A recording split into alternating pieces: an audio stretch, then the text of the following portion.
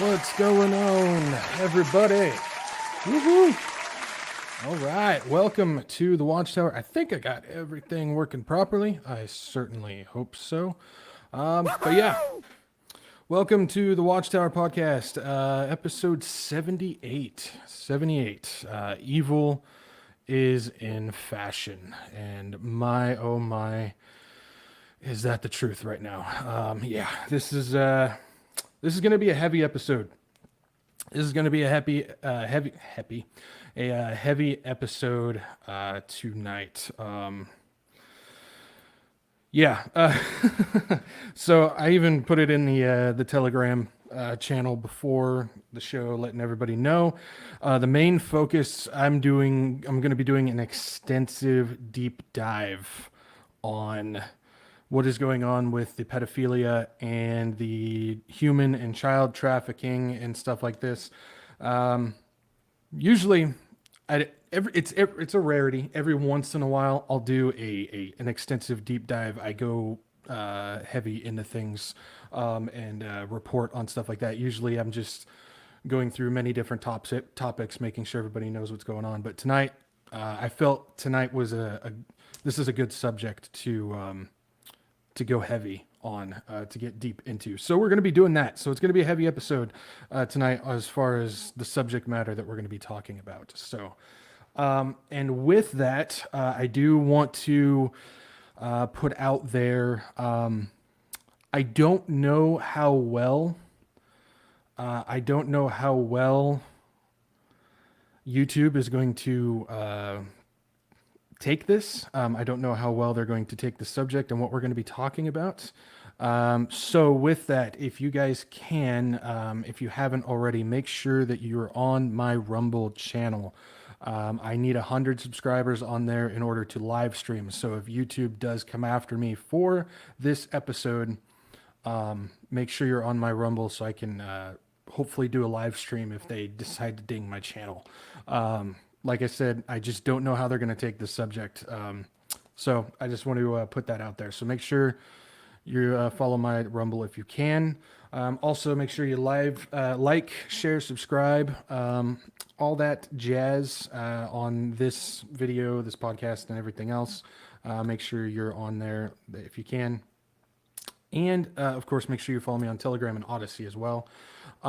Also, quick little announcement. It is the first Wednesday of the month, tomorrow will be the first Wednesday of the month, which means there's going to be a bobblehead video tomorrow. So make sure you're on the lookout for that. So, definitely in this time where there's a lot of bad stuff going on and everything like that, we need to have a little laugh every once in a while. So, yeah, small little bobblehead video will be coming out tomorrow. So, that's all the announcements and stuff I got. So let's see what is going on with you guys. What's going on with the chat? Lori is here. Good evening. Looking forward to listening live. Glad you're here, Lori. I don't believe I've seen you on a live stream. I know I saw you a couple times on commenting on some videos. So glad to see you here. Let's see. We've got Kim. Kim is here. Glad that your power and internet are still on, Kim. Glad you're here. Sarah's here. Awesome. Glad to see you, Sarah. Glad you are here. Who else? I know I saw a few other people. There's Not of This World. Glad to see you. And then Ray is here.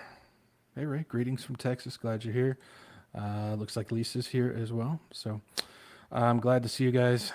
Lori says, awful topic. I usually stop up my ears on the abuse of children because I sob. I know. It's a rough subject. It definitely is. But we, yeah, I guess the best way I could say is I don't think this is a subject that necessarily gets talked about too often. Something that I really do try to do on this channel is I really try to cover topics and subjects and stuff that maybe other prophecy guys aren't covering. And, I know this one doesn't get covered all too often. And so I'm definitely going to make sure that I do so tonight.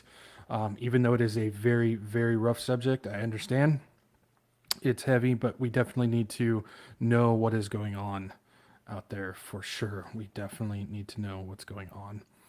And we've got Annette, Maranatha, just followed you on Rumble. Sweet. Awesome. Glad you're here, Annette. Hopefully you're having a good Tuesday. Oh, Lori, first live. Awesome. Glad you're here. All right. So we're going to go ahead and get started. Before we get into the big subject, we are going to cover a couple of things. The first being the rise of fake social media profiles and AI. So Meta, who is the parent company for Facebook, that's Zuckerberg's company, they are seeing a massive rise in fake profile photos generated by AI. So this is kind of like you see the bot accounts and stuff. Twitter's been known for it, and Facebook, and the bot accounts with the generated pictures and whatnot. Well, AI is now starting to do this, and publicly available AI programs can make identical deep fakes of any face in seconds. This is adding on to what we've been talking about a lot with the AI programs and everything like that, where they're able to just generate photos in seconds, and they're realistic, they're lifelike, they look human. And now they're doing the same thing with deep fakes of any face, and they're making profiles, social media profiles about it. Social media is being flooded with faces that look real, but the person doesn't exist. So this isn't a case of they are creating a false profile of somebody else that exists. What they're doing is they're creating profiles of people that don't exist, but they look like they really do. So they're creating people where these people aren't real people. They don't exist, but yet you would think that they do. And now there's new warnings of identity theft and what they're saying threat actors using this new technology, creating a security threat online. So now we're starting to get this narrative getting pushed out where it's a threat online. It's being a security threat to people, whether identity theft, or what they say like terrorism and all this stuff. And so Meta is claiming that over 100 countries have been a target of what they say coordinated inauthentic behavior, and that's since 2017. So over 100 countries since 2017 with these coordinated efforts to manipulate public debate. So again, we've talked about this as well when it came to the Twitter bots, and how everybody said it was Russian Twitter bots trying to take over the narrative, when in actuality it was actually Ukrainian Twitter bots. Well, they're kind of pushing the same thing here as far as that goes. Meta has also claimed to have disrupted more than 200 networks, over 200 networks spanning 68 different countries. All of these, of course, the coordinated inauthentic behavior. Now, these networks, they claim, we always got to put that stipulation, that little asterisk there. They claim to have disrupted these 200 networks in the past 5 years. Of course, they also claim that the majority of these false profiles, these fake profiles, these AI-generated profiles are, of course, Russian military and intelligence. They've always got to put that Russian stipulation in there. It's always Russia, no matter what. I mean, you wake up in the middle of the night to go to the bathroom and you stub your toe, that was Russia. That's what they like you to believe, at least. Now, Homeland Security, this is where we start seeing where this narrative is going to start coming into place. Homeland Security is working with online companies to prioritize content moderation over growth and profit. Because why on earth would a company want to focus on growth and profit? No, they need to focus on content moderation. And that includes taking care of these Russian AI-generated profiles. Okay, so where this is going, where this is leading to is they are pushing this narrative of a giant boom in AI-generated fake profiles that are a threat to people. And now what they're going to do is they're going to start pushing, and they're going to start implementing digital IDs. They're going to want you, and we're already seeing this in Australia, where you have to put in 100 points of identification to even log on to social media. They're going to want this where you have to have a digital ID, you have to verify who you are, and you have to basically authenticate yourself in order to log online. This is where it's going. This is a part of their content management that they want, their moderation. They want full control over who's doing what, where they're putting it. This is going to be a part of the social credit system that they're wanting, where they need to be able to keep track on everything that you're saying. There's going to be absolutely no, there's going to be no privacy. There's going to be no, I have a hard time with this word, anonymity. I can't pronounce that word. Like some people can't say aluminum or chrysanthemum. I can't say that word, but you know what I mean. There's going to be no anonymous part to it. And so this is going to be a part of, well, you need your digital ID. You need to be able to log on. We need to be able to keep track of you for your own safety. It's for your own good. And this is what they're doing. And we've already seen it in Australia. I showed a video a couple weeks ago where you have to have 100 points of identification put into the government for them to allow you to go into social media to even participate on there. And remember, Australia is always the testing ground. We always see this stuff happen in Australia first before it starts rolling out and being implemented in other places. So, keeping with the digital ID theme, now we're seeing that Google has released a new beta testing program for digital driver's licenses in its wallet app.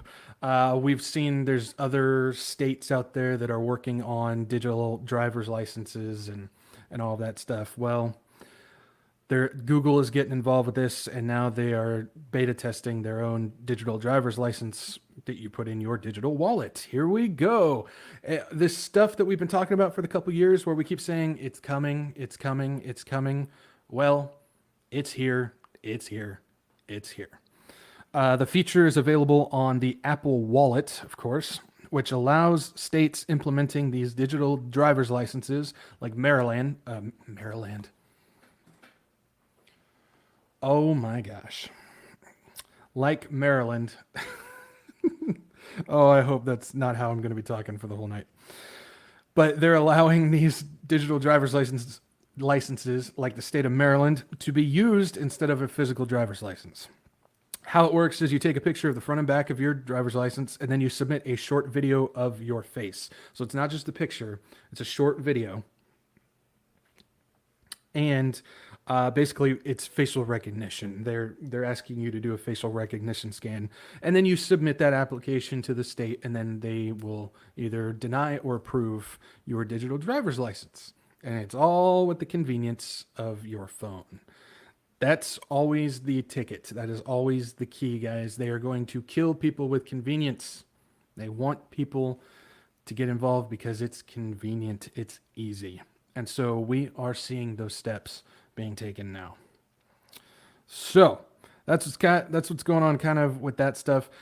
There's more I could talk about on that, but like I said, I don't want to harp on stuff. I mean, we know the majority, but this is stuff that is coming and that is happening.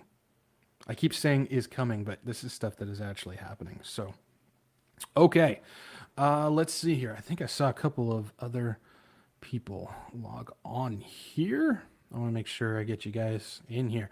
Davis, what's going on, Davis? Glad you're here. Hopefully you're having a good Tuesday. Sally's here. Hey, Sally. Glad you could make it.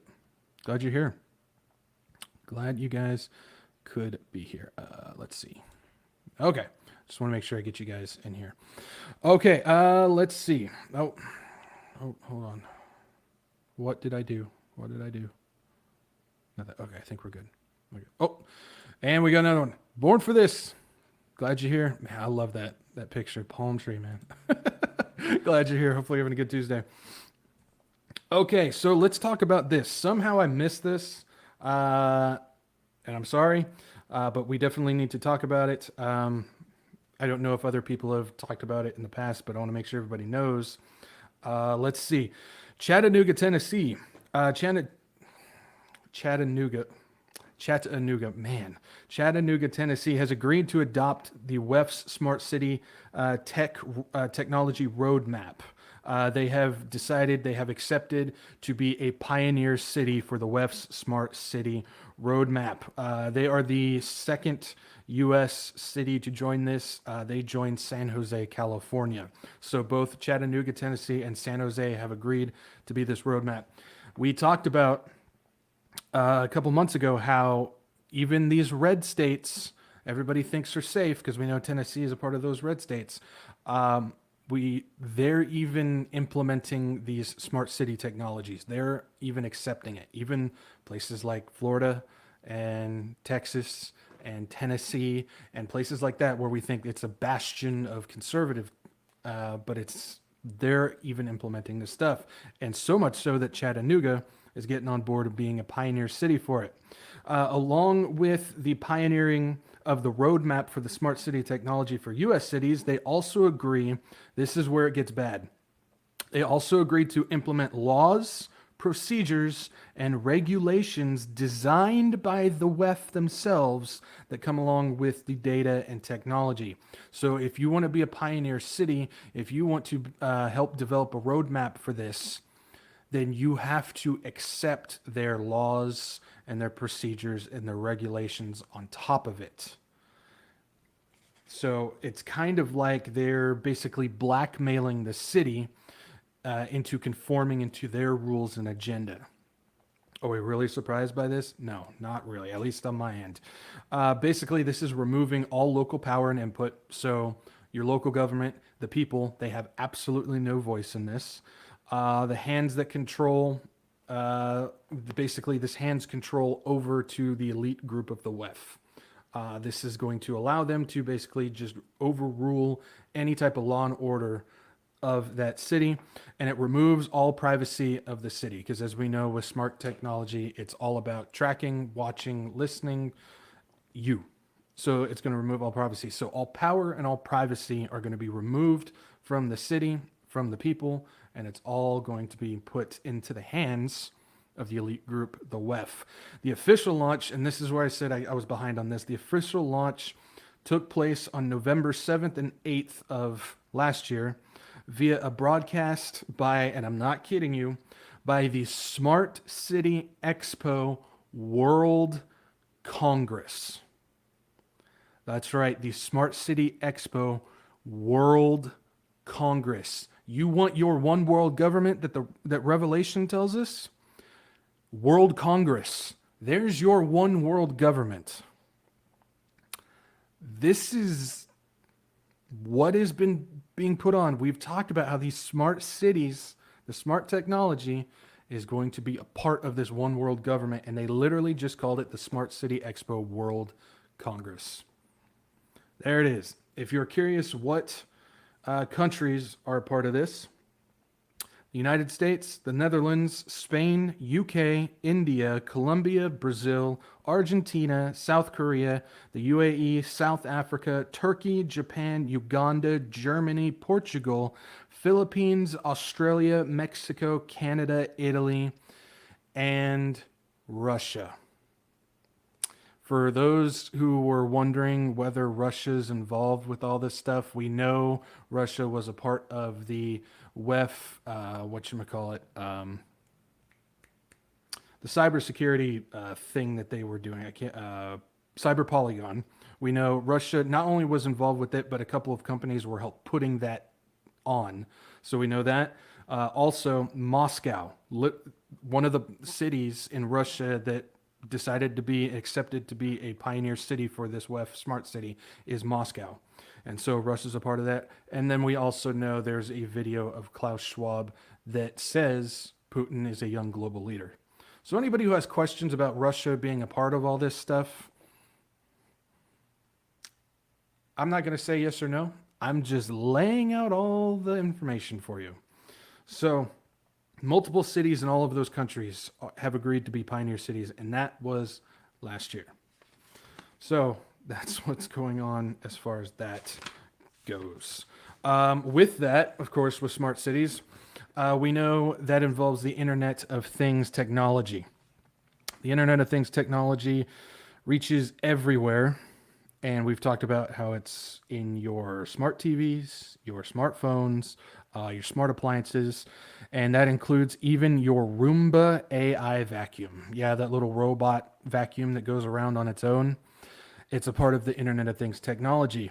The Roomba AI vacuum was actually caught recording A woman on the toilet, and those images that it recorded ended up online. This is not a joke. The Roomba took pictures of a woman on the toilet.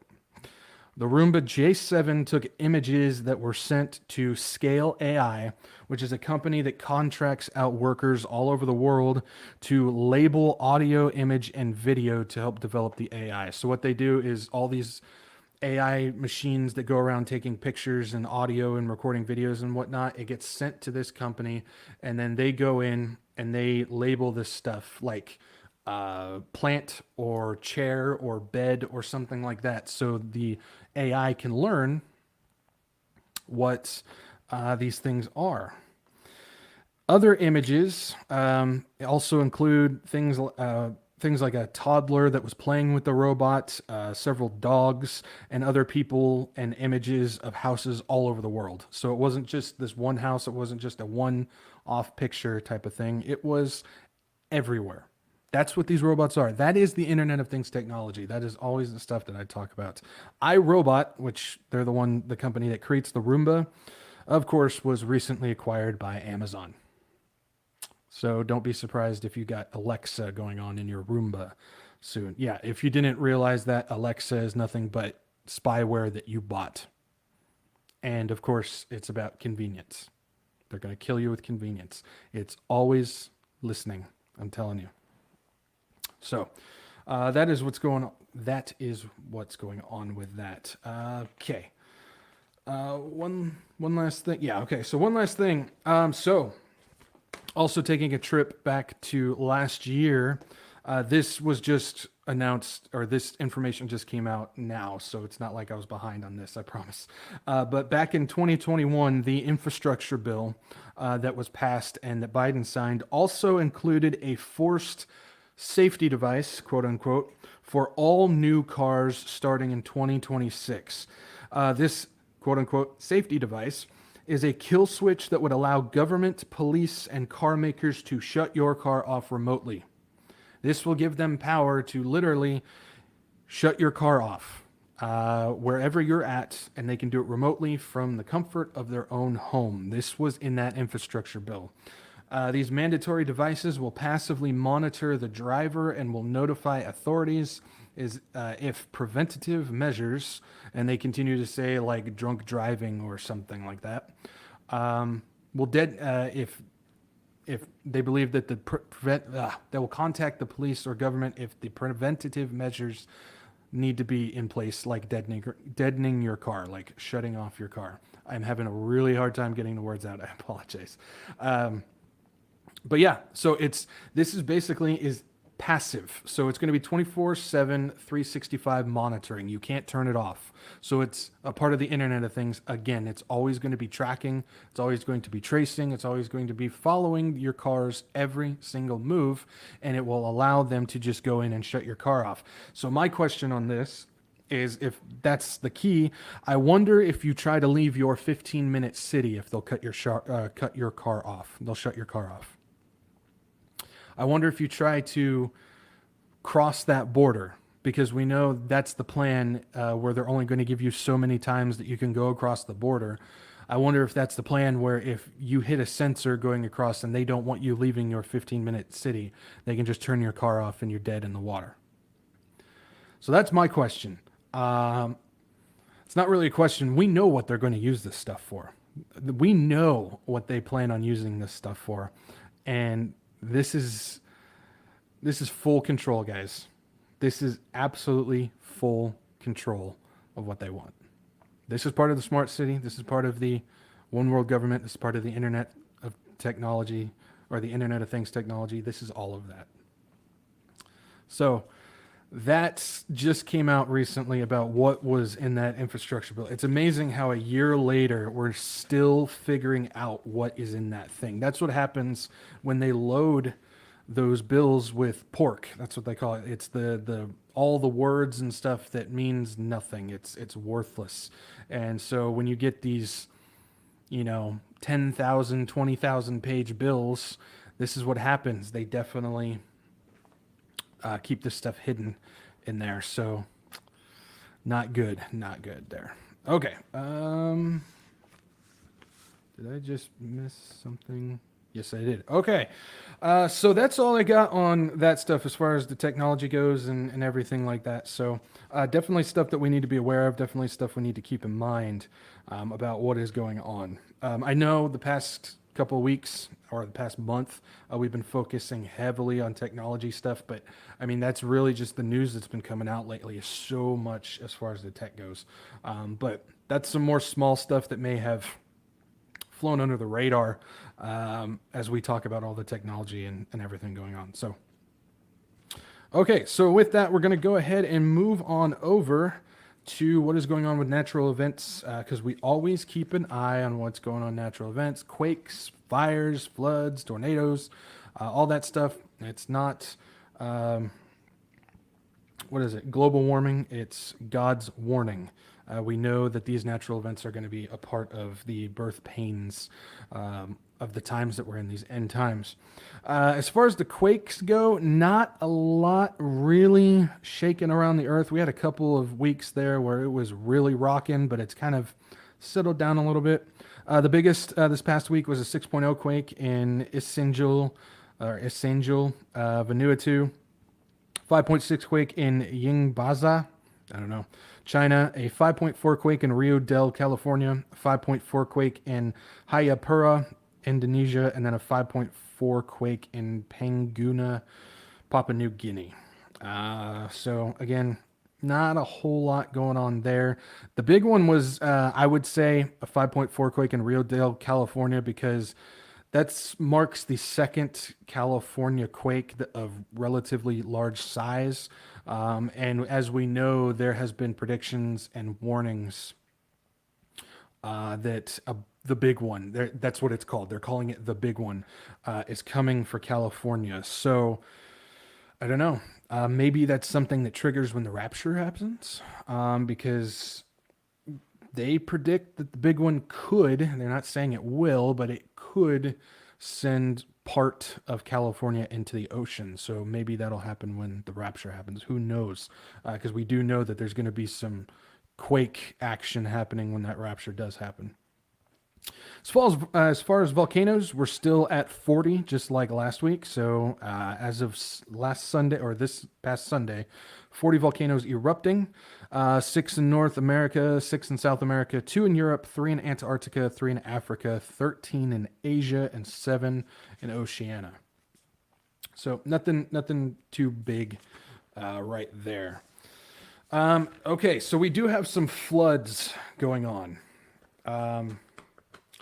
We do definitely have some floods happening. I think most people know about the one that's going on in California. Massive flooding storm in California. It was kind of a delay on the rest of the country got the winter bomb cyclone, and now we're getting a delay for their own like water cyclone that's coming through. A lot of floods, road closures, and power outages over 2 feet of snow in Sierra Nevada, and then I'm seeing 4 feet of snow in Tahoe in less than 2 days.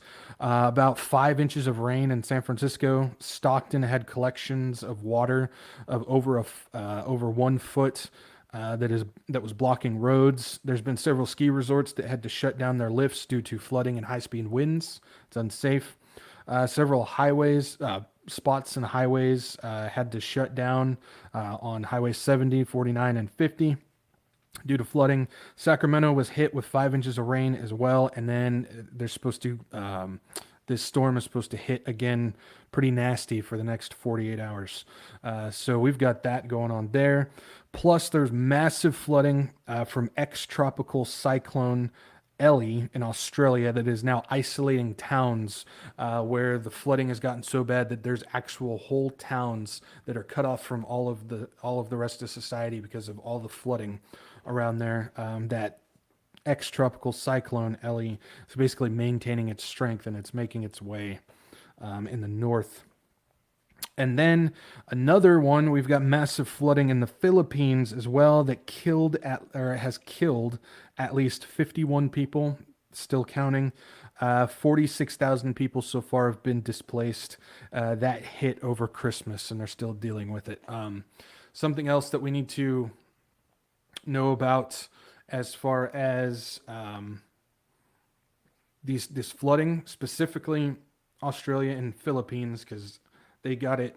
I know I've got some California people in here and they're dealing with it, but Australia and Philippines got it a lot worse. Something that we saw like in Pakistan is if that water sits there for an extended period of time, there's a lot of illnesses that go along with it. So we definitely need to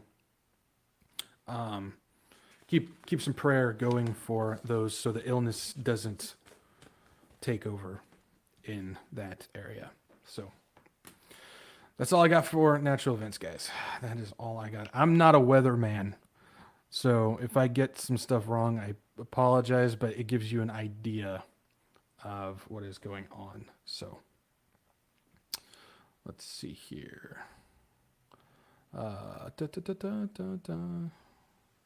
Okay. Lisa, if you're buffering, I'm not seeing it on my end.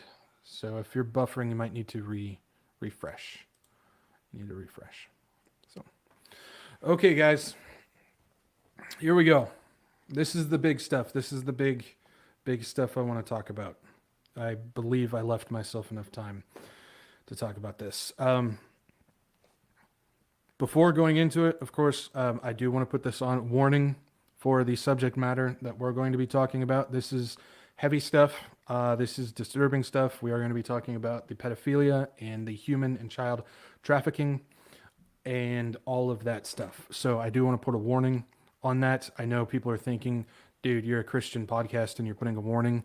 Well, we need to talk about this evil stuff, even when it comes to the perversion like this. I've always said that we are past Sodom and Gomorrah. We are past the days of Noah.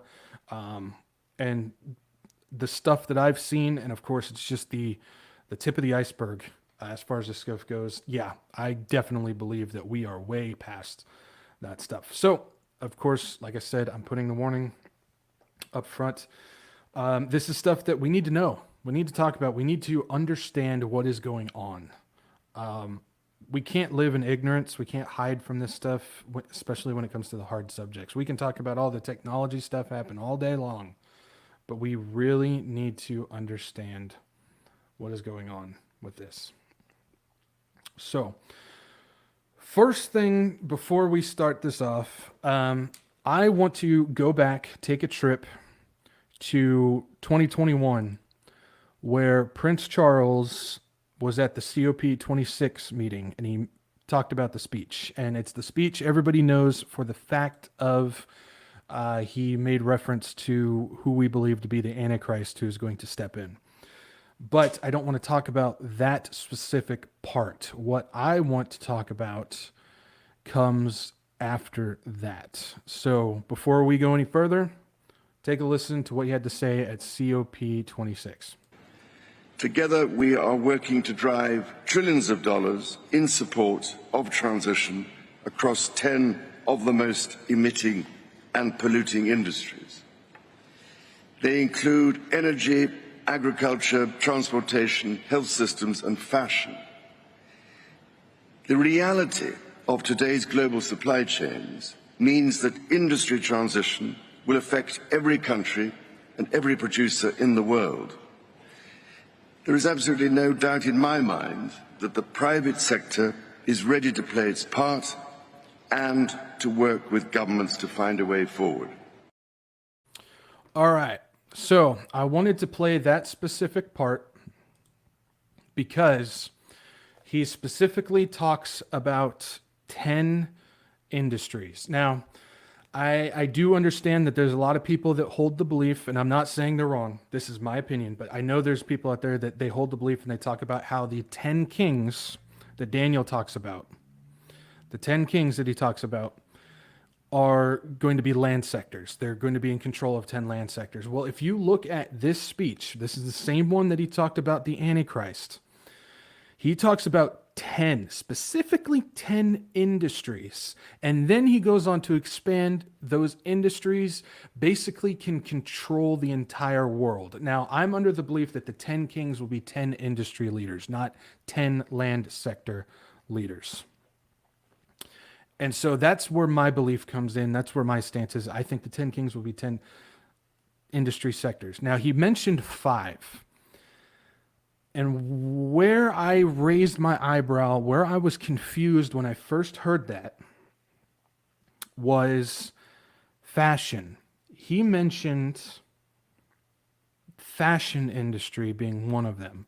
And it raised my eyebrow because he talked about, okay, health, technology, transportation, agriculture, that all makes sense. If you got a king in charge of all of those, that makes sense. But fashion, why fashion? What makes it so special?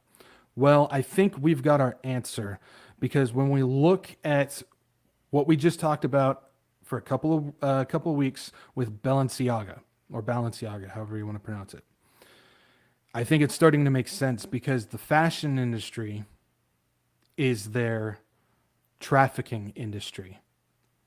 It's their children trafficking industry. It's their pedophilia ring. So when he says fashion, I don't think he's talking about clothes. I think he's talking about their child trafficking, their pedophilia ring. And we're going to talk about it in depth. And yes, Balenciaga is definitely part of that. Bale and Siaga is a part of that. But it does not stop there. First on the list, there's a fashion elite brand fashion company called Caroline Bosmans out of Belgium. Of course, elite fashion company out of Belgium. Caroline Bosmans. They have ads and images of children in disturbing positions, such as on the toilet, in the arms of a drag queen, and in the arms of a naked, almost naked bodybuilder, in dead poses where they look like they're dead. Several of them with children covering one eye, which we know that is a symbol of the elite. And overall, the images of these kids in all these positions is a depressing, lifeless, soulless style. Usually when they do this stuff, it's hard to describe. I'm not showing one single picture about this stuff. So if you think there's pictures, I'm not even going there. But all of these pictures of these children are in this soulless, depressing. They look depressed. They look drugged. Just to be honest, these kids look drugged. Would not be surprised if these kids are indeed trafficked children in these pictures. And it's just, they look soulless. They look lifeless. While it's not as grotesque as what we've seen on Balenciaga, these kids look dead inside. And I really want you to understand, it doesn't look like these kids are acting or putting on a specific pose. They look like something was done to them to make them look dead, to look soulless, like they don't have a life. I really want you to understand that. I really want you to understand that. Now, that's Caroline Bosmans. That's as bad as it is. It gets a lot worse. Like back to Balenciaga level worse. Now we've got fashion company, also elite fashion company, Benetton, who has now been called out for their photo shoots that also feature children. They've got photos with young children wearing minimal undergarments in provocative poses. I'm not going to really dive much deeper into what I'm talking about, but it shows these kids wearing very minimal undergarments, both male and female children, and they're in provocative poses. Things like pulling their shirts up or having jackets zipped so far down that it's obviously trying to show something, things like that. That's company Benetton. Even going back with the same company to 1991, they even had an ad with two children called Angel and Devil. Yes, this is back in 1991. Angel and Devil, it was the two children. One was a blonde girl shown smiling, happy as can be, rosy red cheeks, and she was supposedly the angel. Next to her was a black girl with hair. They did her hair so it looks like she had devil horns, and she was not smiling. She looked depressed, and she was devil. So that's even getting involved with that stuff. That is from 1991. The Benetton group goes further. It goes further than that. A man by the name of, I don't know how to pronounce this guy's name, Flavio Briatore. That's how I pronounce it. Flavio Briatore. He is an Italian businessman who was responsible for setting up several franchises for Bennington. Or I keep saying Bennington. Benetton. Even so much so, he set these companies up while he was technically a wanted man in both the U.S. and the Virgin Islands. Briatore is found multiple times in Epstein's Little Black Book. Epstein's Little Black Book. That is the black book of the passengers who took flights and trips to Epstein's Island. I'm sure you guys know all about Epstein's Island. We've talked about it before and all of that stuff involved with it. Well, he was in Little Black Book multiple times. Quite a few times, actually. Some people might say that's a coincidence. Well, maybe not. Briatore, who, like I said, Italian businessman who set up several franchises for Benetton, he also managed a high-class international racing company for the Benetton Group. So if you don't know, a lot of these high-class companies like this, they have like these special international races and everything. Well, he managed he managed the racing company for the Benetton Group. So Briatore is good friends with a fellow racing associate, Alejandro Agag, I'm not sure how to pronounce that, who is also found in Epstein's Little Black Book several times as well, pointing to the fact that these associates, they knew each other, they were good friends, they worked together, they were also associates and good friends with Epstein, and of course, they took multiple trips to Epstein Island as well. So here's your connection of this guy who's connected to Epstein, also connected to the same group, the same fashion company that is putting out these children's ads where these kids are basically half naked in provocative positions and all this stuff. It's all connected. Do you see how all this stuff is connected? It's all together. The fashion industry and how these kids are, the predatory and pedophilia style that comes along with it. It's all connected. There's no coincidence with this. All these people know each other. All these people are working together, and we understand what's going on. Now, speaking of Epstein, diving into Epstein, we're now getting news that JP Morgan has recently been accused of and has been sued for aiding Epstein's sex trafficking of minors.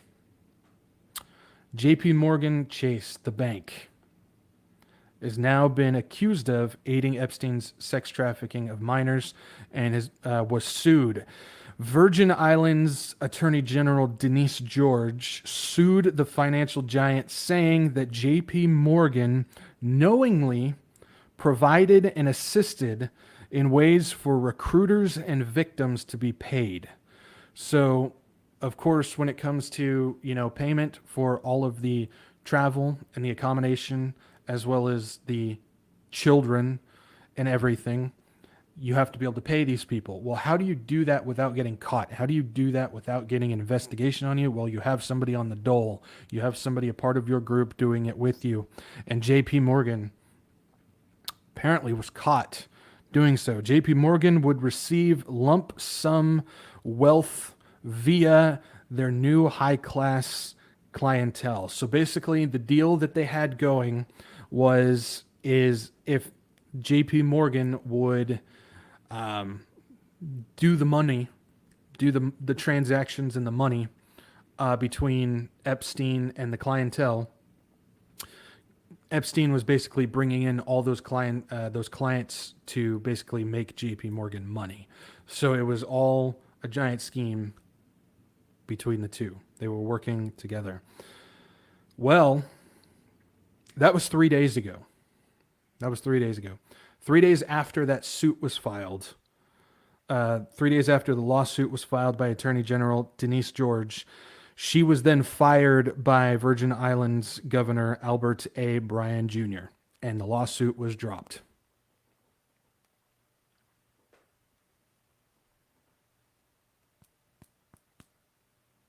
Just going to let that sit there for a moment. After the Attorney General decided to go after JP Morgan because of their affiliation and their business being done with Epstein, she was fired 3 days later, and the lawsuit was dropped. Yeah. Keep an eye on her name, because obviously she knows things that she's not supposed to know. Just keep an eye on her name and see if she recently dies for some reason. Just throwing it out there. And obviously that governor just revealed himself to being what they're a part of. We're going to go deeper with this. Let's see. Hold on. Make sure I'm keeping you guys in this. Let's see. What's her name? Attorney General Denise George. Attorney General Denise George. That's her name. Yeah, and that's basically the gist of what I'm saying. Denise George didn't kill herself. You just never know. You just never know. And yeah, just think when the rapture happens, all those little children will disappear. Yep. Get them out of here. Get them out of here. And it's one of those things where God doesn't play around. God doesn't play around when it comes to his children. And I firmly believe that there's going to be a special place in hell for these people who were involved with the kids. And and the Bible warns us. Luke 17:2. It would be better for them to be thrown into the sea with a millstone tied around their neck than to cause one of these little ones to stumble. Luke 17:2. And I chose this specific picture because we know what Disney is a part of and what they've been doing. And so Mickey Mouse deserves to have a millstone tied around his neck as well. God doesn't take lightly when it comes to what they do to the kids, to the little ones. And like I said, there's going to be a special treatment for them. But it gets worse. It gets a whole lot worse. We're going to go deeper with this, and I need you guys to hang with me on it. Need you guys to hang with me on this. There's a whole lot of connections. I'm going to be making a lot of connections about how all of the trafficking, all of the kids trafficking, how the fashion industry, how all of it is all connected. And we're seeing it. We're seeing the Benetton Group with Epstein and all that. We know Disney's a part of Epstein Island as well. All the cruise ships that took trips to Epstein Island and everything like that. We're seeing how it's all connected. Well, it gets worse. Then we've got famous fashion designer Tom Ford. It's an easy name to remember. Tom Ford. Tom Ford is known for being the creative director of Gucci in 1995 and Yves Saint Laurent in 1999, all the way up until 2004. Those are some names I'm sure y'all recognize. Gucci and Yves Saint Laurent. You can find pictures with him and Maxwell at a Gucci party in 2002. Now, I know a lot of people are saying, oh, there's always pictures of these people together at parties. It doesn't mean they're associates. Well, there's also notes in Epstein's Palm Beach mansion from 2005 proving that Tom Ford was a guest there, that the Epstein hosted Tom Ford at his mansion. The message was from Maxwell. I don't know how to pronounce her name. Is it Ghislaine or Ghislaine? I don't know. Ghislaine? I don't know. Maxwell. I just call her Maxwell, just so you know who I'm talking about. There was a message from Maxwell to the pilot, their helicopter pilot, to pick up specifically Tom Ford alone. It specifically says alone in their helicopter. So, yes, there's definitely a connection there as well. The picture of Tom Ford and Maxwell at the Gucci party was found on a specific fashion website. Okay, so again, hang with me, guys. I'm going to try. I know I'm bad sometimes at explaining things. I'm going to really try and connect all these dots and how everybody's connected. So please hang with me. If you have questions, let me know. But the picture of Tom Ford and Maxwell at the Gucci party was found in a fashion website. The fashion website was called style.com, which was owned by a company called Condé Nast. Now, Condé Nast doesn't own that website anymore, but they did when this picture was released.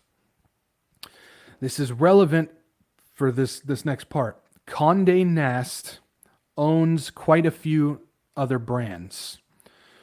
Several of them I'm sure you recognize: Allure, Glamour, GQ, Vanity Fair.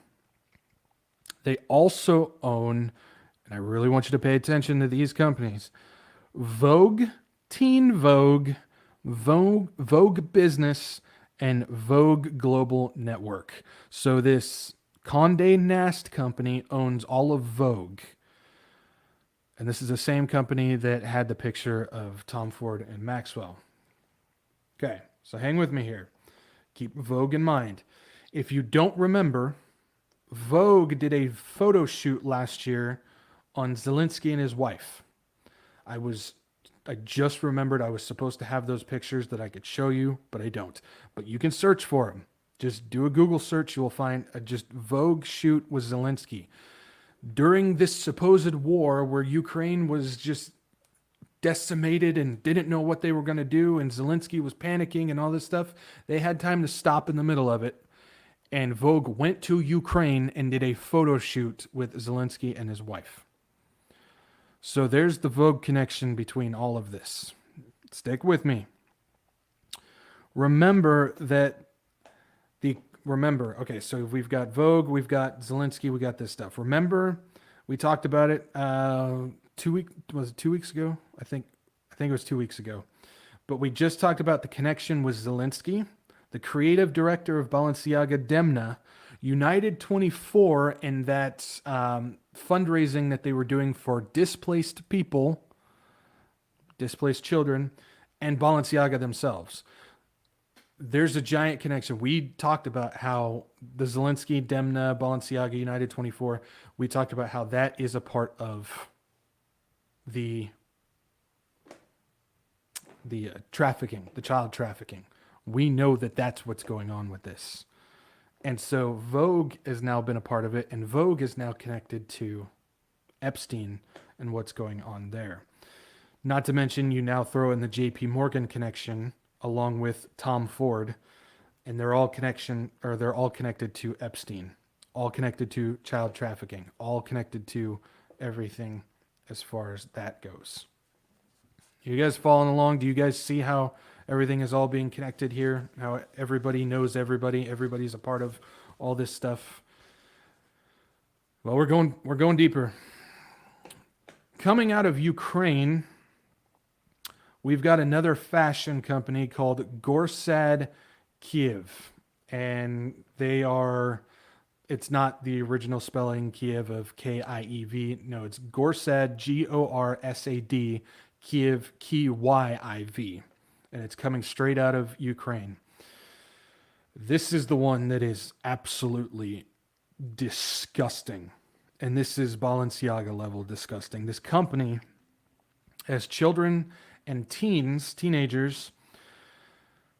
They have them nude, covering their private parts with limbs or objects.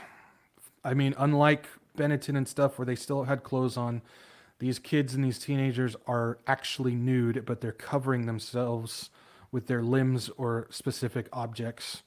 They have these kids and teens cross-dressing. They have them in devil wings next to pentagrams made of roses. They have these kids next to tombstones with cigarettes hanging out of their mouths.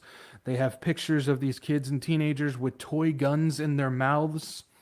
They have these kids with bloody noses and bruised eyes.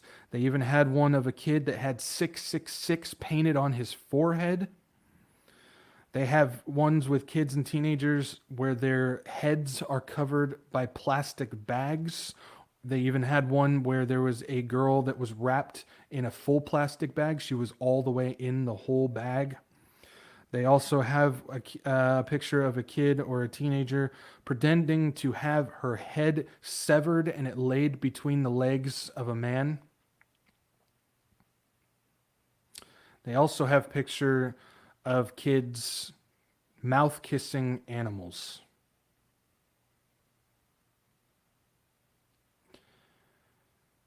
There's worse out there. I'm just giving you baseline what I think you guys can handle. Just like when I was doing research on Balenciaga, there's things I wish I could unsee.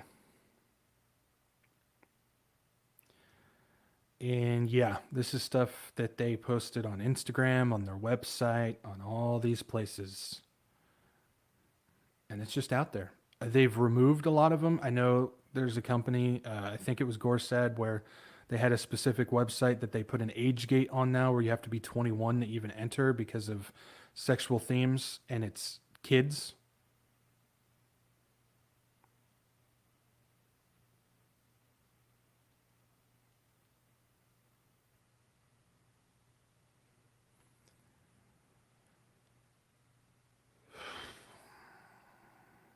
Guys, it's bad.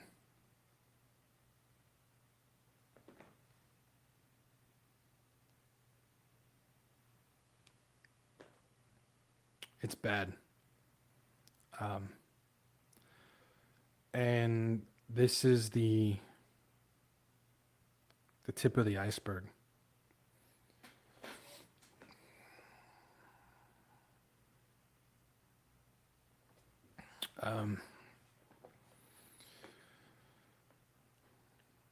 And all these kids, I mean, there were some teenagers that looked drugged out. A lot of these kids looked soulless. They looked lifeless. Several of them looked scared. They looked scared. I can't prove it, but I would not be surprised if these kids are trafficked kids. And they're just using them for their demented pleasure.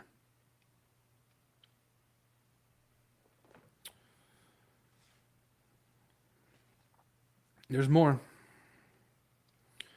This Gorsad Kiev company, a lot of their pictures, they feature a lady, I would say young lady. I don't think she's a child. I don't think she's a teenager, maybe early 20s, maybe mid 20s. Sometimes it's hard to tell. But a lot of the pictures have a lady by the name of Masha Romaniuk. I don't know how to pronounce that last name. And she appears all over in these ads. All over. She did an interview. And she referenced, and remember, she's a part of the ad campaign for Gorsad Kiev. But she, in this interview, referenced the company Benetton. We just talked about Benetton. And we're talking about all the connections between these groups. Well, she's connected to Benetton as well. And in that interview, there's a book on her desk. It's amazing how they always put these books on these things, like we found out with Balenciaga. Well, on her desk in this interview, there's a book by a man named Terry Richardson. Terry has worked with Tom Ford, Benetton, Yves Saint Laurent, and Vogue. And he's also responsible for many children ads and pictures as well. And he's worked for all of those people. I'll say again, Tom Ford, Benetton, Yves Saint Laurent, and Vogue. His book appeared on her desk in an interview for Gorsed Kiev. And also, Gorsed Kiev also does a lot of work with Vogue as well. You guys seeing the same names, the same connections, the same people? It's all together. Now, here's the thing. That's the fashion stuff. Here's the thing. The Ukrainian legal system, and this is for the people out there that still think Ukraine is some bastion of light. Ukraine is one of the most evil countries in this entire world. The Ukrainian legal system does not provide clear definitions of prostitution and child prostitution. They do not provide clear definitions of these. Charges will continuously get brought up, but clients are often not prosecuted because of these vague definitions, and they are allowed to go and continue to circulate among the trafficking rings in Ukraine. These legal definitions, the legal system is built specifically to allow this to take place. It's built specifically to allow this to take place. Going back into 2015, there was a Huffington Post article that they put out that stated Ukraine, and this is the title of it, Ukraine orphanages, feeders for child trafficking. Ukraine orphanages, feeders for child trafficking. This is 2015. Huffington Post put this out. They said governments, faith-based groups, and churches, aid agencies, and volunteer tourists may be inadvertently funding human trafficking. They're basically saying that these groups that believe that they're helping these orphanages, they believe with donating money so they can build places for them and donate food and clothing and stuff. Well, what they're saying is that money is actually going towards funding human trafficking. Then going back to a BBC article from 2006, keep in mind, these are mainstream media companies. And it's amazing how they had such a hard look at Ukraine back then, but now they're praising Ukraine as some glorious country that has always been in some high regard. It's interesting how that works, isn't it? But going back to a BBC article from 2006, this is the article, healthy newborn babies may have been killed in Ukraine to feed a flourishing international trade in stem cells. They go a lot deeper into it. I'm not going to get into it, but basically what the article is about is Ukraine is a baby organ harvesting hub. It is the baby organ harvesting hub of the world. That is Ukraine. So they allow the pedophile and the child prostitution. Their legal system allows that. Then there apparently their orphanages or orphanages. I can't say that word. Basically, are a feeding system for child trafficking, as well as it's a baby organ harvesting hub. This is Ukraine. This is the connection to all these fashion companies as well. It's all the same ring. It's all together. Don't forget, there's also reports of a certain political son who has a certain computer. I don't want to say specific words because, again, I don't want YouTube to kick me off. But there's a specific political son who recently, he's in trouble with stuff with a specific computer. if you catch my drift, who has been involved with, or at least accused, I mean, it's pretty obvious at this point, involved with Eastern European prostitution and or human trafficking ring. That is also out there as well. So if you want to know the connection between them and what's going on with everything in Ukraine and all the money and all the fashion company, I really hope you guys are understanding. I hope I explained it well enough where you see how all of this is connected. Evil is in fashion. And this goes all the way back to why I believe Prince Charles specifically mentioned the fashion industry when he's talking about those 10 industries. I think it all makes sense, especially when you start going into things that involve pizza, things that make you get frazzled, and all that stuff. If you catch my drift, all that stuff is connected. It's all wired and it's all in that industry. It's all connected to that industry. Then, like we talked about, there's the JP Morgan connection that we discussed.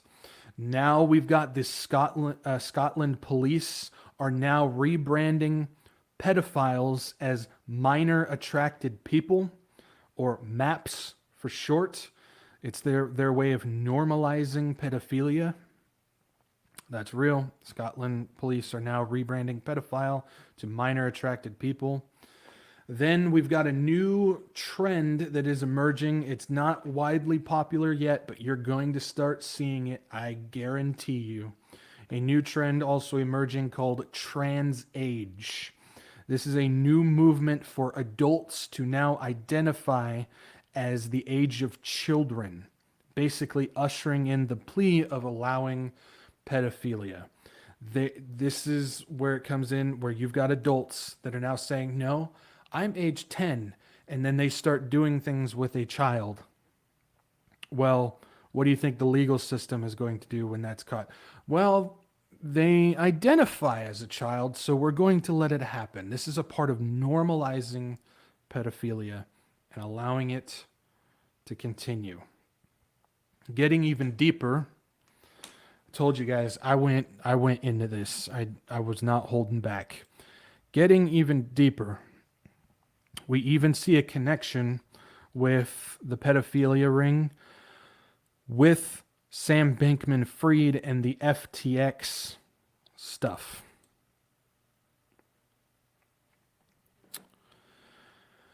You've got Sam Bankman-Fried's Twitter profile picture.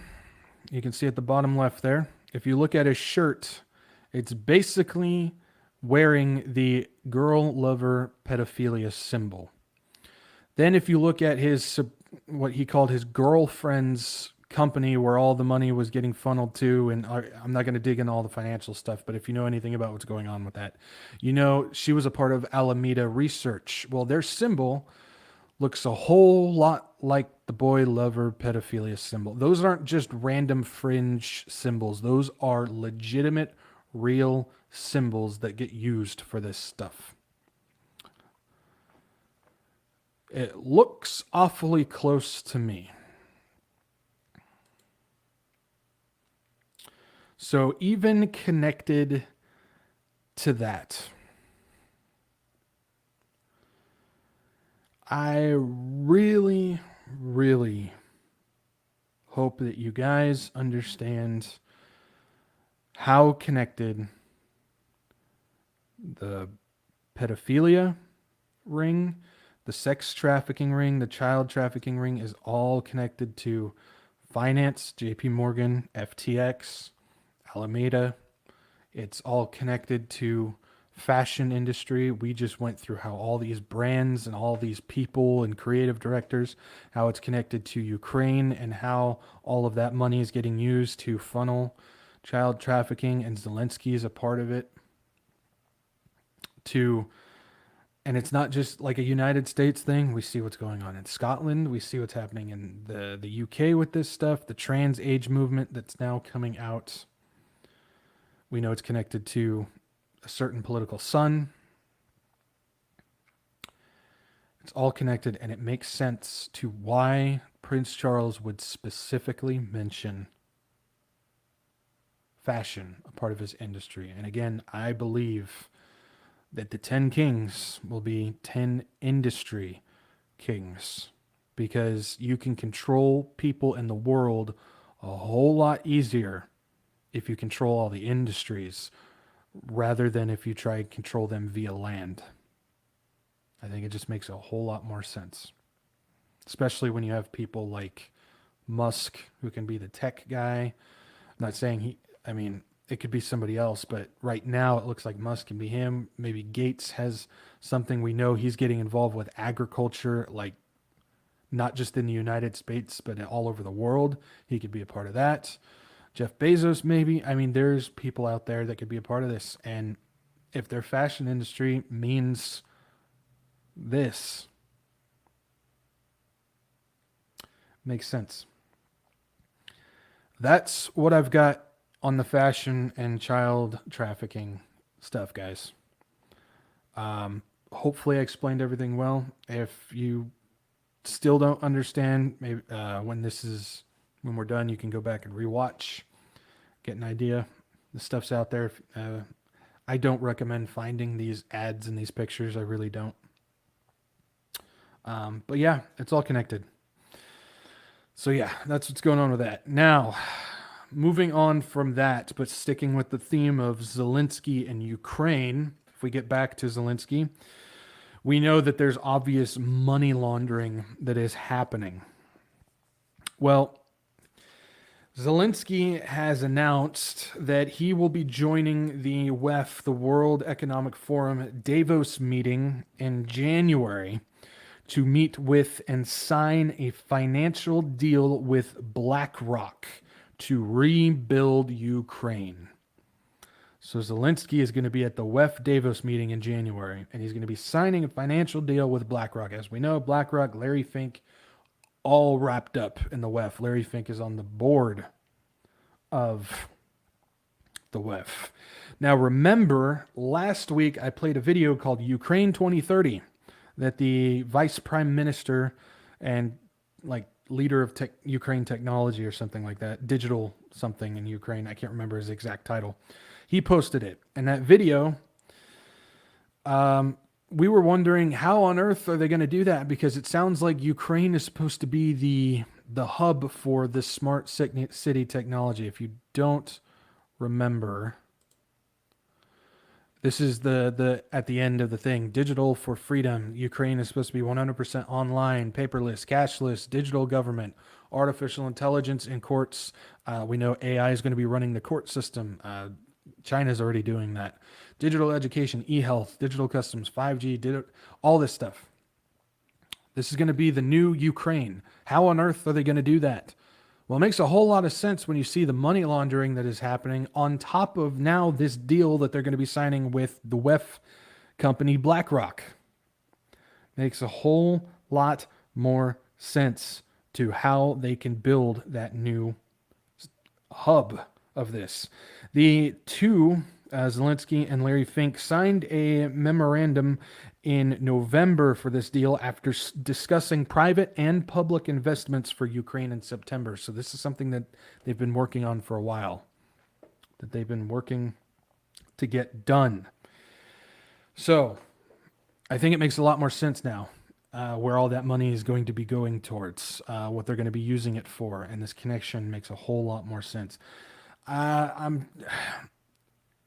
If you're somebody that still believes Zelensky is some hero, I'll tell you what, he's probably one of the biggest useful idiots that is being used right now to push all this stuff forward. And he's involved with the trafficking, he's involved with the money laundering, he's involved with the elite groups, he's involved with all this stuff. And you have to remember, Zelensky was just an actor. Yes, he was a Ukrainian actor before he was handpicked and placed in office by the elite groups. You can go and find quite nasty videos of his acting out there. I don't suggest you go and find that stuff, but you can. He was an actor, and he's doing a great job of acting right now, in my opinion. So much so that there's actually a video, and you can find this video too, of Sean Penn showing up and handing I think it's a Golden Globe. Is that the golden guy statue that actors get? Or the Actors Guild? I don't remember what award it was, but he handed him an acting trophy. Yeah, you can find that video. That was just recently. Guys, this is, and I know there's some questions out there saying, is Russia involved with this? Is Putin involved with this? I've given you reason to believe that they could be. I'm not saying they are. I'm not saying they're not.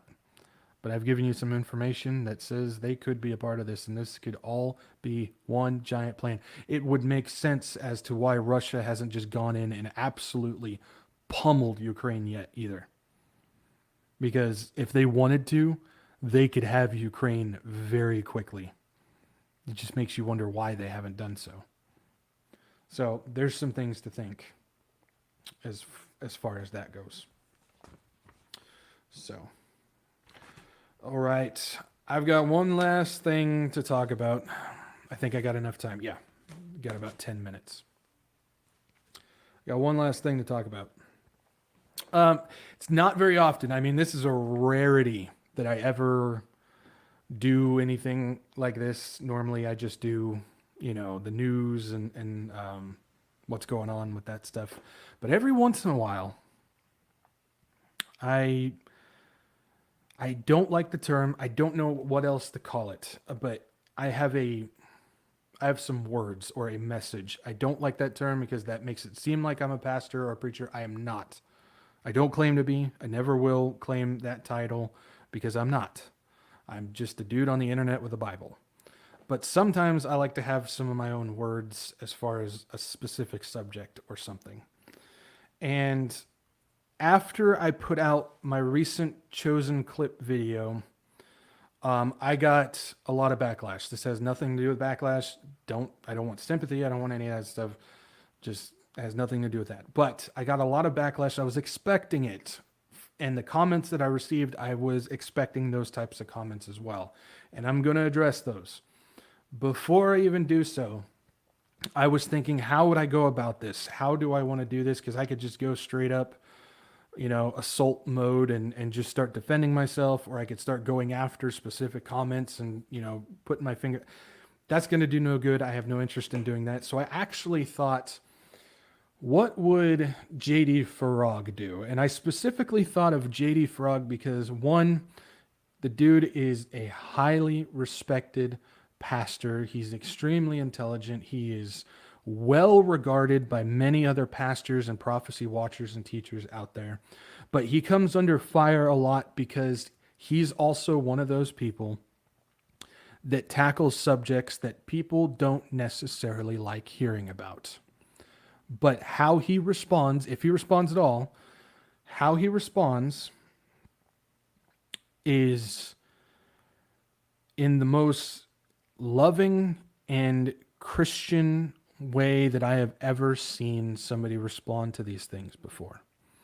And so that's why my mind specifically went to how would he respond to this type of thing. And he wouldn't go assault mode. He wouldn't start attacking people. He wouldn't start putting his finger in people's faces.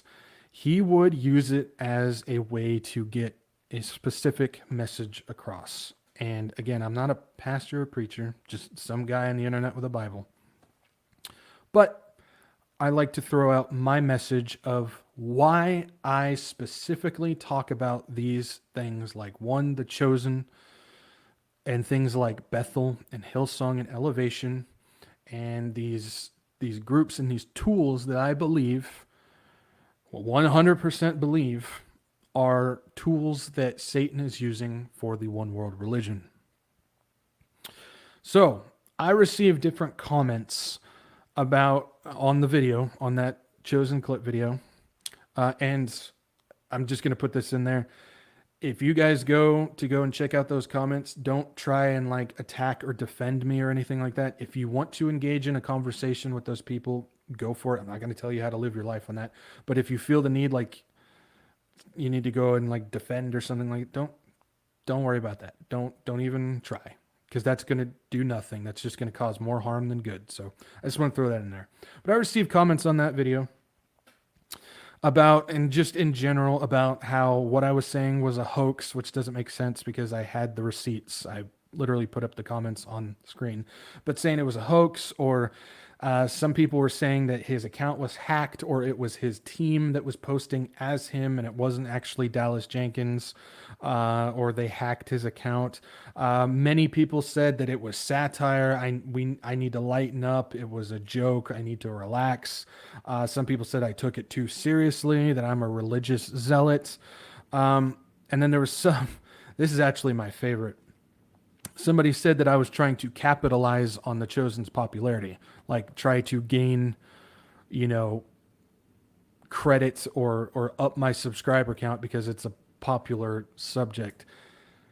Guys, I talk about Bible prophecy, and I'm critical of usually what many Christians are in favor of. I don't understand how I can try and capitalize on that when the subjects I talk about are not in favor of the majority of people who call themselves Christians out there.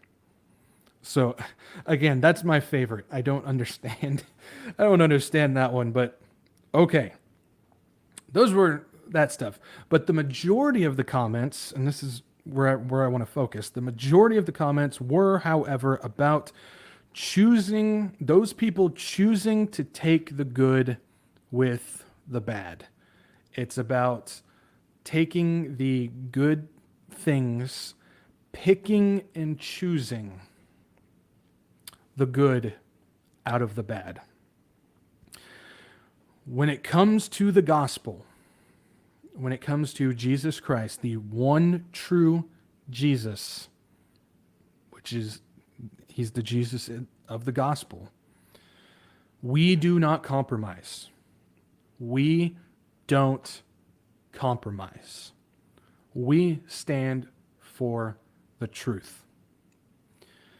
So the best way I can put it, and I've said this same exact thing when it comes to when I talk about how Bethel and Hillsong and Elevation and Maverick City Music and Passion and Tribal and all these groups out there are evil and tools that Satan is using. I always I've used this argument for those things before, and I'm going to use it again for the Chosen because it still applies. Say, and just pretend, say that you're the head pastor of a church. Say that you're the head pastor of a church. You are a biblically sound, Bible-based church. You don't play that music in your church. You preach according to the gospel, the correct gospel. You preach the correct Jesus. You go verse by verse, and you are 100% biblically sound. Now, say Joel Osteen comes up to you, and he's up front. He's like, I know what you think about me. I know you know about what I believe in and my theology, how it's very incorrect and stuff. Say he's up front with you. But he offers you and says, I would love to preach one sermon in your church, and I will make sure that it is 100% biblically sound and 100% accurate, and it is about the one true Jesus of the gospel. Would you allow him to do that? I'm going to say the majority of you would say no. Why is that? Because you know his background. You know his theology. You understand what he believes, and you understand that he's definitely possessed. He's possessed. Joel Osteen is possessed. I mean, there's no other way to put it. But you know his theology and how jacked up it is. And you know how wrong it is. You would not be willing to compromise. You would not be willing to pick and choose that one sermon, the one good sermon, and allow it to go in front of your your church in front of your pulpit. You wouldn't allow. You would not pick and choose that one good part from what you know is bad in the background because you know where he comes from. The same thing applies to the chosen. We know for a fact, it is fact, that the production team behind the chosen is Mormon. We know for a fact, it is a fact, that Jonathan Rumi, the guy who plays Jesus on the show, is a devout Catholic who pushes rosary, who kneels to the Pope, is a part of the show. We know for a fact that Jallis Jenkins either doesn't know the difference between the Mormon Jesus and the Christian Jesus, or he does, and he lies about it and antagonizes people so much so that he does not get any conviction when he puts a troll post on Facebook mocking and making fun of Jesus Christ on the cross. Those are all facts. That is the background of the show. So if you just said that you would not allow Joel Osteen to come in and preach a biblically sound sermon in front of your church, there is no way that you should be able to allow yourself to watch The Chosen show because you know the background of what that show is. It is exactly the same thing. And if you're going to sit there and say, no, I won't allow Joe Osteen to do that, but The Chosen thing is a different situation, you are a hypocrite. I said it. Guess what? Every single one of us has been a hypocrite in this world before, at least once. But you have just been hypocritical because you said you wouldn't allow Joel Osteen, even though you know his background is jacked up, you wouldn't pick and choose his one good sermon. But you'll go ahead and watch The Chosen even though you know their background is jacked up. Why would you watch The Chosen if you're not going to allow Joel Osteen to come preach at your church? I'm going to throw this up. Galatians 1:6-10. I marvel that you are turning away so soon from him who called you in the grace of Christ to a different gospel. Different gospel. This is Paul. Remember that.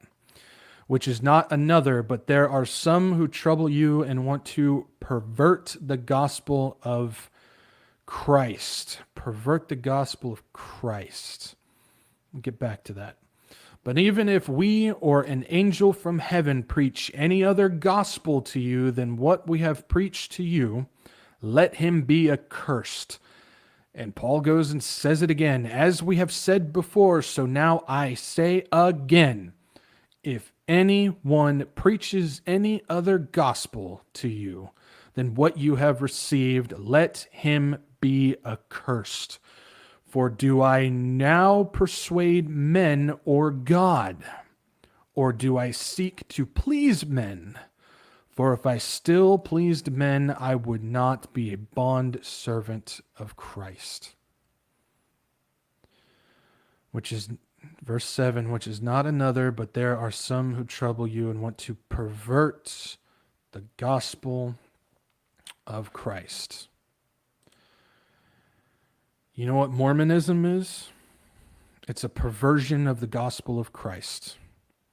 You know what Catholicism is? It is a perversion of the gospel of Christ. Do you know who leads The Chosen show? Two religions, man-made religions, who pervert the gospel of Christ. That's who leads The Chosen. You cannot sit there and pick and choose the good out of a show that not only admitted that it is about breaking down the walls and combining religions, but you also can't pick and choose from a show that is led by two religions that pervert the gospel of Christ. And that is so important. Paul said it twice. He said it twice. You can't compromise the gospel. We talked about how God gives specific warnings to two subjects. He specifically gives warnings about these subjects. You do not mess with them. We just talked about one, the kids. God does not take kindly to people messing with his little ones. And the other one is the gospel. So much so that Paul had to say it twice in that verse alone. So again, I ask you the question. If Joel Osteen came to your church and he said he will preach a biblically sound sermon about the one true Jesus, would you allow him to do it? No? Then stop watching The Chosen. It's a different Jesus. It is a different gospel. So much so that even the actress who plays Mary Magdalene said it is an esoteric version of the Bible, an occultic version of the Bible. Once we start picking and choosing, we lose. Once you let certain things start creeping in, and I specifically talk about Bethel, Hillsong, and Elevation music, when you start letting that stuff come in, it starts perverting everything. It is a cancer, and it will devour all of it. And The Chosen's going to do the same thing. The best way I can put it is if somebody's theology is jacked up, if they say something that is theologically incorrect and it's not a misspeak. There's plenty of biblically sound pastors that have misspeaks all the time. We're human. But you know that that's not what they mean when they say it. But if you have theology like Mormonism and Catholicism, that you know the theology is jacked up, one false thing, we are to throw it all out. We don't pick and choose the good. You don't pick and choose the good. You throw the whole thing out. And that's that. That's my response. That's my message as far as that goes. You don't compromise the gospel. You don't compromise the gospel. You don't. Paul was pretty clear about that, as we just read. That's it, guys. That's all I got. We went a little over time. I apologize, but like I said, this was a hefty subject to talk about. So I apologize. I appreciate you guys sticking with me and hanging with me. And I apologize I didn't get to the chat as much as I usually do, but I just figured we just need to get going. But yeah, so that's all I got, guys. Hopefully you guys got something out of this. I hope that I brought glory to the Lord with this, even though it was a very hard subject to talk to. I pray that the focus was on him and his prophetic word and all that, and I pray it brings glory to him. So, and yeah, I just want to go ahead and reiterate, I don't know how YouTube is going to handle this subject. So make sure, one, you subscribe to my Telegram. I got to get to 100 for them to unlock live streaming. So if YouTube does boot me or give me a strike, I can live stream over there next week. And also make sure you're on my Telegram as well, because if anything was to happen, that is my way of communicating with you guys. And yeah, if you don't have Telegram on your phone, that's okay. They do have a computer version of it that you can use as well. So if you don't have it on your phone, you can do that. So, but yeah, guys, that's what's going on with all this stuff. Be encouraged. I know it was a hard subject, but we must be encouraged. The Lord is coming soon. I don't have a doubt in my mind that he is coming very, very soon. Do not compromise the gospel either. Never compromise the gospel. So make sure you guys follow me, Odyssey, Rumble, Telegram. If you feel led to, I do have donation links down below. CashApp, Venmo, and Give, Send, Go are down below. If you do choose to donate, I definitely appreciate it for sure. And tomorrow at noon, bobblehead adventure video. So little fun stuff there. So, all right, guys, I'm going to go ahead and leave you right here. And if the Lord does not come by next Tuesday, I pray that he does. We will do same time, same place like we always do. All right, guys, peace out and Maranatha.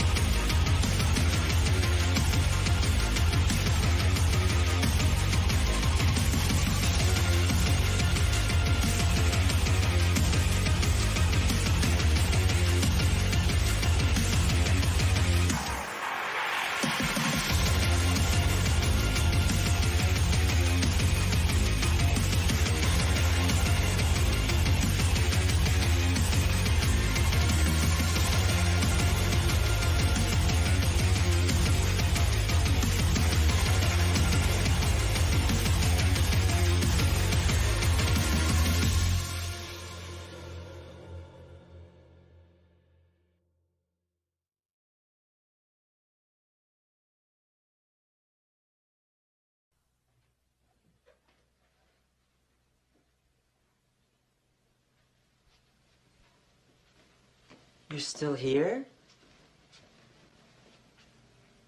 It's over. Go home. Go.